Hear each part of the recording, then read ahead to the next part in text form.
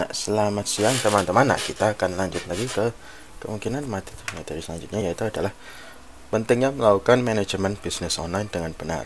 Nah, mengapa manajemen digital untuk bisnis online itu sangat penting? Nah, pertama, karena kita di dunia yang sangat terinterkoneksi dengan adanya internet, smartphone, komputer.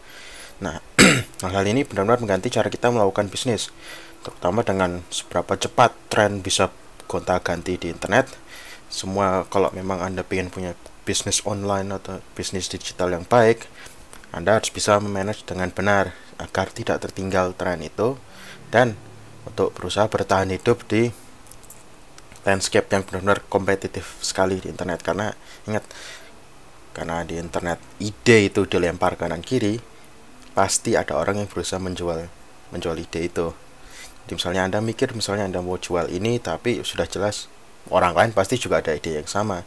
Jadi Anda harus cepat-cepatan, dan kalau memang Anda dalam kecepatan tidak bisa secepat kompetisi Anda harus bisa mendiferensiasikan diri sendiri. Ya, begitulah landscape bisnis di internet sangat hyper kompetitif, dan salah gerak sekali bisa sangat berbahaya. Nah, lalu bagaimana cara Anda bisa memanage bisnis Anda dengan benar? Pertama, salah satu tips pertama adalah organisir semua aset Anda. Jadi aset internet itu semuanya buat bisnis online, mulai dari akun sosmed dan lain-lain. Misalnya itu intinya harus di track.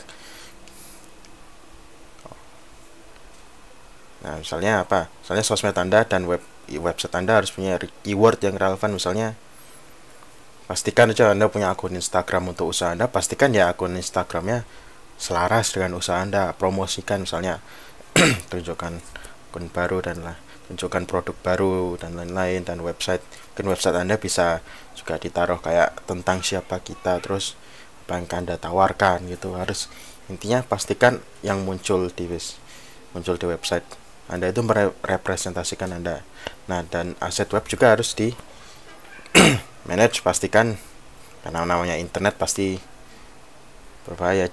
Maksudnya jangan sampai ada yang mencuri aset web, karena aset web, terutama misalnya Anda punya akun dengan follower gede, itu benar-benar berharga, bisa jadi lifeline perusahaan Anda.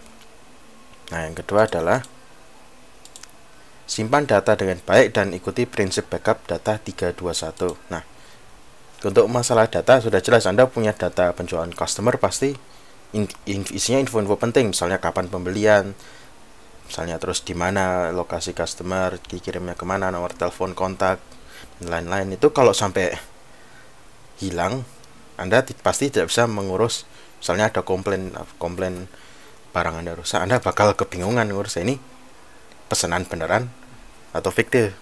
Nah, kedua, kalau sampai informasi klik gitu, ya tahulah orang-orang bisa mencuri info itu dan ada pembelinya di internet. Nah, selanjutnya kalau masalah data juga, Anda data pribadi, misalnya data penjualan dan lain-lain, income dan spendingnya disimpan dengan baik, dan ikuti prinsip 321. Nah, prinsip 321 itu apa maksudnya? Nah, jadi simpelnya prinsip 32 data backup 321 adalah 3 copy data. Anda harus punya 3, misalnya Anda punya data penjual beli, pastikan Anda punya 3 copy data itu. Terus duanya itu adalah di dalam, Anda punya dua copy itu terletak di dekat Anda, satu di komputer Anda, satu di flash disk atau hard disk eksternal. Lalu untuk yang satunya itu, satu di tempat kan, di lokasi jauh, tidak dekat Anda, jadi bisa ditaruh di cloud storage kayak Google Drive itu. Jadi intinya pastikan copy terakhir itu tidak terletak di dekat di satu ruangan dengan Anda, dan pastikan backupnya itu dilakukan, diupdate tiap hari. Jadi setelah misalnya Anda jam operasi usaha misalnya jam 8 pagi sampai jam 6 sore. Nah, setelah jam 6 sore itu pastikan data Anda di yang backupnya, misalnya yang di hard disk eksternal dan yang di Google Drive, diupdate biar sesuai dengan yang sudah ada di komputer Anda. Yang selanjutnya ini agak simple. Lindungi reputasi bisnis Anda. Karena kan satu kesalahan, salah omong atau salah apa sangat berbahaya bagi usaha Anda. Dan pasti ini saya udah masuk akal lah, sering kan dengar cerita viral apa bisnis yang ternyata pemiliknya rasis atau pemiliknya kayak ada customer yang komplain barangnya rusak, dihandle sama pemiliknya dengan cara yang benar-benar buruk, viral di internet, dan bisnisnya kayak mungkin gak hancur sih, tapi income jatuh gede. Dan ada beberapa, misalnya ada yang sampai kehilangan di Tokopedia itu, ada yang sampai kehilangan status seller gara-gara dia ngehan secara sengaja menipu customer gitu. Hati-hati seperti itu dan pastikan Anda jujur dan lain-lain, soalnya reputasi itu segalanya di bisnis online. Nah, sebelum Anda punya reputasi itu sendiri, pasti Anda harus bisa membuat reputasi yang baik sebelum harus dilindungi. Jadi tips selanjutnya adalah buat reputasi bisnis yang baik. Nah, orang di internet kan pasti mencari informasi. Nah, untuk membangun reputasi ini, Anda bisa misalnya memberikan informasi gratis. Misalnya Anda misalnya jualan komputer, Anda punya akun Instagram, bisa juga nggak selain promosi barang dagangan Anda juga bisa kayak memberi tips dan trik tentang komputer dan lain-lain. Misalnya ini cara upgrade komputer, misalnya ganti RAM dan ganti SSD seperti ini. Nah, terus setelah tips itu Anda juga pastikan jual SSD dan RAM. Nah, itu bisa jadikan ajang promosi dan memberikan informasi yang baik. Anda membuild reputasi sendiri bahwa Anda itu bisnis yang siap menolong pelanggan Anda. Nah, tips yang kelima adalah ini lumayan simpel. Investasi koneksi internet yang bagus dan reliable. Kalau Anda, terutama bisnis digital kan pasti Anda harus selalu online, dan secara obviousnya jelas Anda butuh internet koneksi yang bagus. Tanpa kecepatan internet yang bagus dan cepat, Anda bisa ketinggalan order yang taruh customer, atau ada customer yang tanya Anda tidak bisa menjawab. Misalnya walaupun internetnya pertama, ini pentingnya Anda internetnya harus reliable. Anda offline sampai sejam aja di jam operasi itu bisa fatal. Anda bisa nggak bisa konfirmasi order, nggak bisa menjawab pertanyaan customer dan lain-lain. Dan seperti sebelumnya, reputasi Anda ya biasanya juga ikut bergantung seberapa cepat Anda bisa menjawab pertanyaan customer dan seberapa cepat Anda bisa memproses order.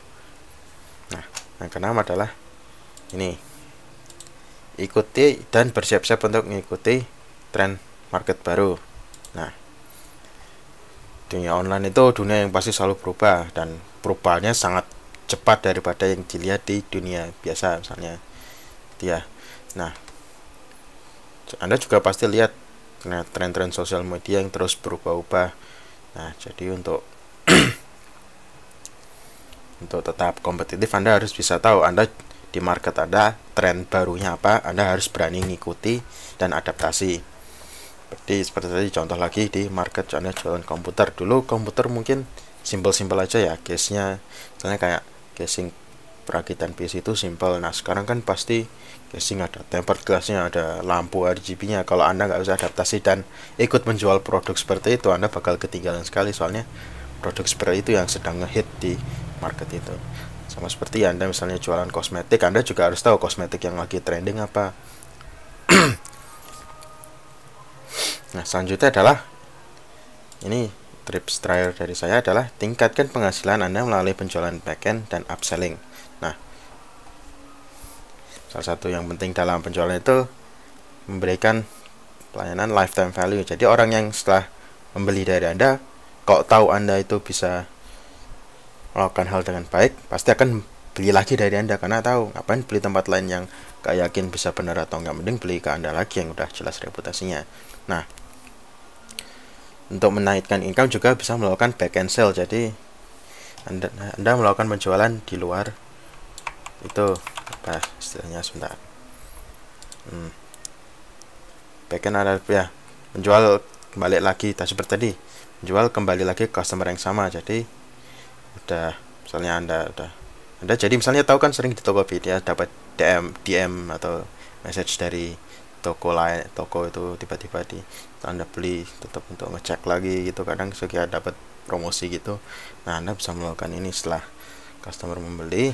Pastikan Anda bisa melayani dengan baik, dan kalau misalnya Anda bisa melayani baik, pasti customer akan kembali ke Anda lagi.